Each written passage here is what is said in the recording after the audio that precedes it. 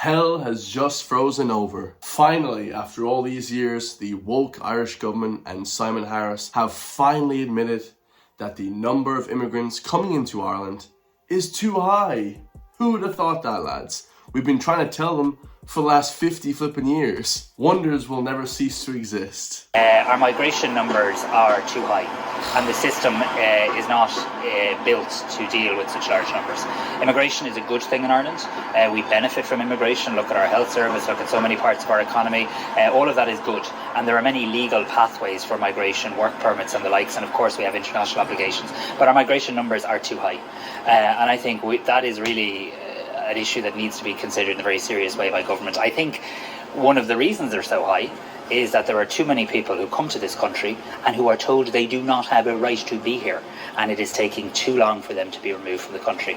I welcome the work that the Minister for Justice has started around deportation flights, around improving processing times. I do think the Asylum Pact will also help in terms of secondary movements and being able to return people. But I think we have to be honest. I think we have to listen to the people of this country who I believe are saying to us, look, we used to live in a country where around 3,000 people sought international protection each year. That number has gone to in and around 20,000, sometimes a little above it, sometimes a little below it. That is a very, very significant increase, and it is too high. Do you think that there should be more consideration of obviously we've seen the chartered deportation flights with Minister Jim O'Callaghan, but we know that there are a lot of incidents where people are given a deportation order and they don't leave the country and then they're still there. So you see, if you have a deportation order and you don't have a right to be in the country, at that stage you should be removed from the country, or if there's some sort of logistical issue that's delaying you, you should be detained.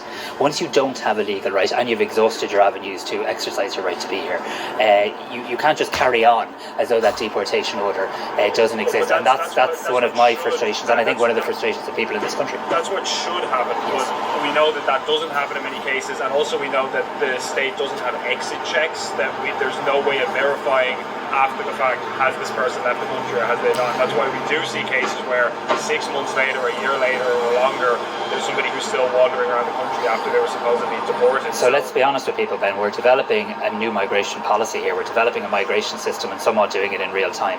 I'm very clear that immigration is a good thing. I'm very clear that our country benefits from immigration. I'm also very clear that immigration or migration into our country has to be lawful. I'm very clear. I'm really sorry. But I think this is the challenge though with migration. When you get asked a question, politicians like me don't get an opportunity to answer. What I'm trying to say, I'll answer your next question too, but just let me say this sentence. I'll answer your question, no problem at all. But I just want to make the point that immigration is a good thing.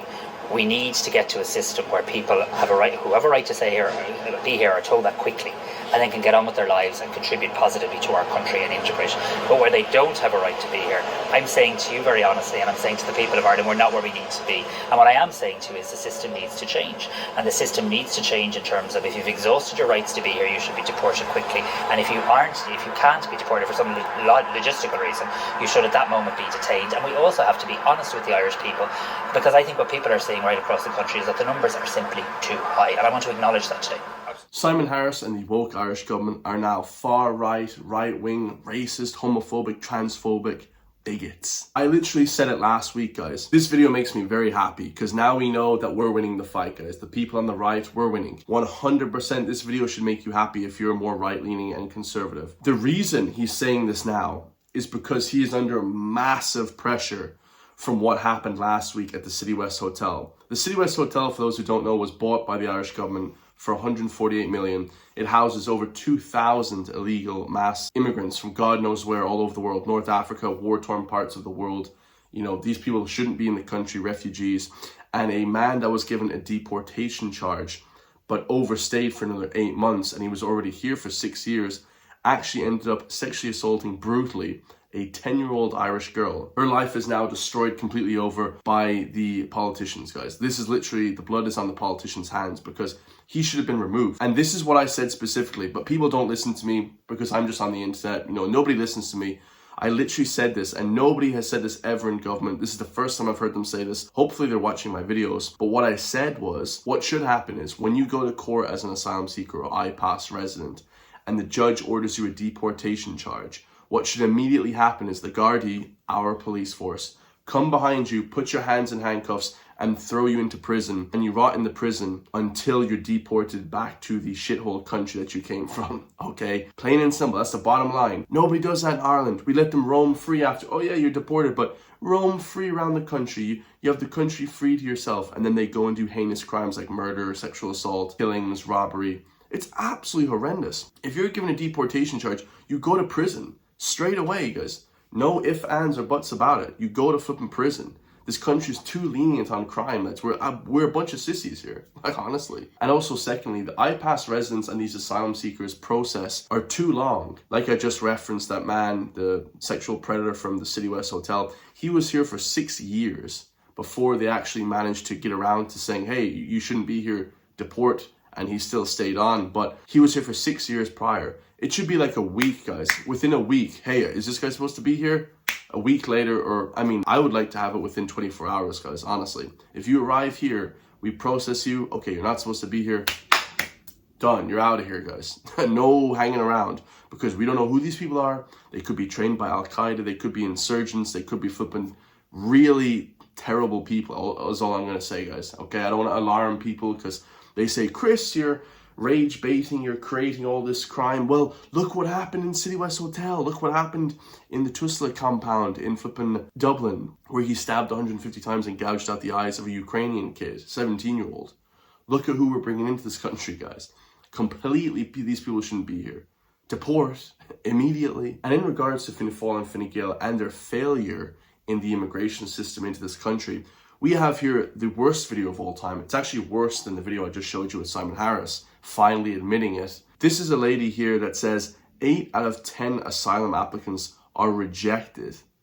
Okay, 8 out of 10. That means that there's hundreds of thousands of people that have come here and that have been rejected, but they're still here. We don't have a track of any of these people. They don't go to prison when they're told to deport. They just are allowed to roam free. God knows where these people are. What percentage of asylum applications currently are being refused?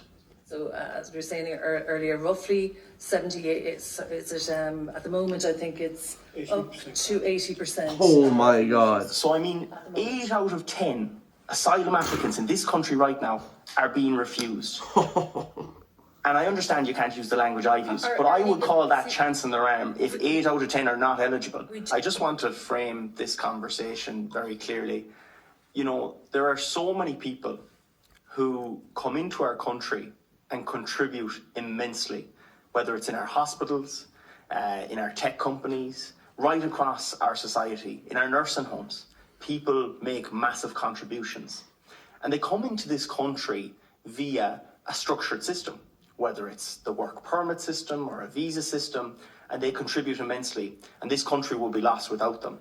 Many of them I know in my own constituency, and I'm friends with them. So I know the value of the work they do. But without... He's actually in the same constituency as me, except I didn't vote for him. I voted for David O'Reilly, I think, if I remember correctly, because I only voted like last year, sometime or at the beginning of the year.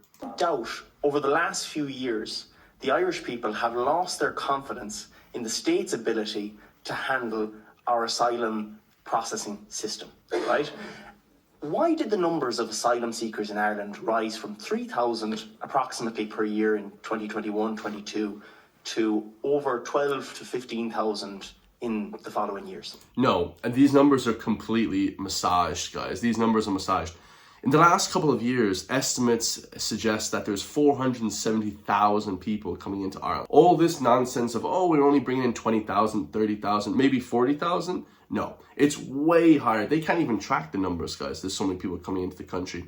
And you don't have to be a genius to figure that out. If you just go to Dublin or any county, I go to my local city, if you go to Donegal or Sligo, Cork, the whole population's completely changed, guys. I mean, the whole structure of the country, the culture, the heritage is dead. They've completely destroyed the country with this mass open borders, illegal immigration. And Simon Harris is to blame. Simon Harris, Micheál Martin, Leo Varadkar more specifically. Leo Varadkar is the devil. He is literally the devil on this planet. He has destroyed Ireland beyond repair, Hopefully we can repair it now in the next few years going forward. But this is only happening because there's pressure from other countries, big, massive superpowers in the world that are pressuring Ireland to take hold of the immigration. Because of course this is mass illegal immigration brought in by the UN, the EU, to basically destroy these countries. It's all part of the plan. And of course some people contribute, all right? Like I said, it's not about people per se. It's not about race, religion, or creed, or background. It's nothing to do with that per se, okay? It's about your ability, how good you are contributing to society. Are you a doctor, lawyer? Do you work in tech? Do you work in finance? Are you going to help the country move forward? Firstly, it's about that. Secondly, it's about the population. And actually the most important thing to bear in mind when it comes to immigration is the numbers of people. At what point does Ireland stop being Irish? At what point does Ireland stop becoming and being Ireland? Are we just going to bring in 10 million Chinese people? No, I wouldn't want that. Or are we going to bring in 10 million Argentinians? 10 million people from Afghanistan? It could theoretically happen. It theoretically could happen that we could bring in 10 million people from Kyrgyzstan, you know what I mean, or Kazakhstan or whatever. And that obviously would not be good, guys, because it changes the country in a way that you don't want it to change. And that's the numbers. Sure, if you have a few people that are contributing to society, and it's like he said, we're friends with everyone. Yeah, everyone talks to everyone and we're cool and all that, but the numbers can be too great at a certain point. That's all I say. Okay, just the numbers, guys. And literally Simon Harris finally admitted it. I think the flipping hell is finally frozen over. I think this is a landmark day. You guys have to bookmark 30th of October 2025, the day the Irish government finally admitted that the immigration numbers are too damn high. The rent is too damn high. Okay, way too high. And how I know that Fianna Fáil and Fine Gael are losing this fight in information in immigration, they have put out videos just like this. We have here Alison Comer, whatever the hell her name is. This is misinformation and disinformation. What's the difference? Now she's going to come online and tell us that she's part of the online safety campaign, she's a senator, and what to look out for when you're looking for people trying to spread misinformation and disinformation.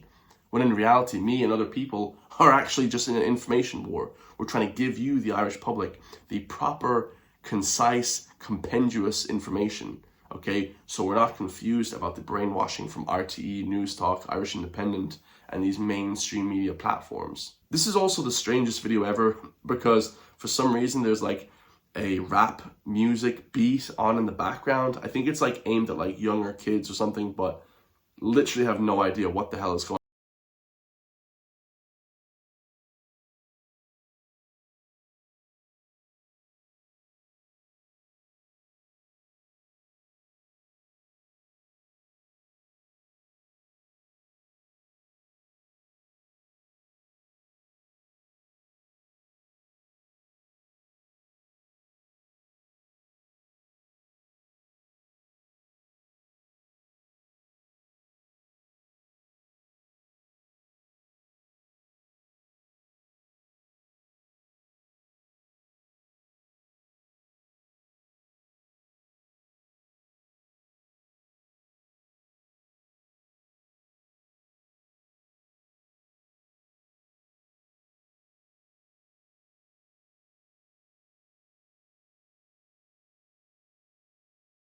She said the online world was full of it.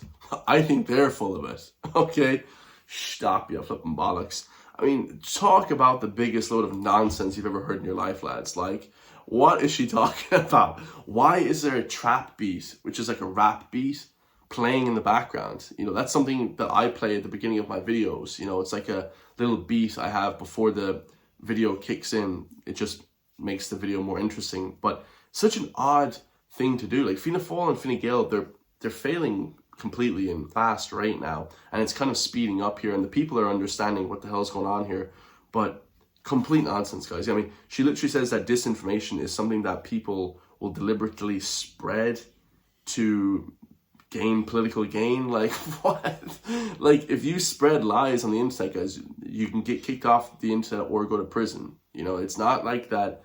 This little misinformation, disinformation, like, it's not good to do that. Like, nobody's actively out there spreading disinformation.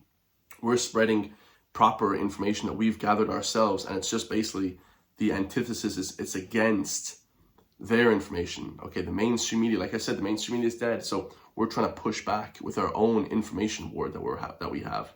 Okay, it's a pushback, and they just can't handle it, guys. They just can't understand why we're winning.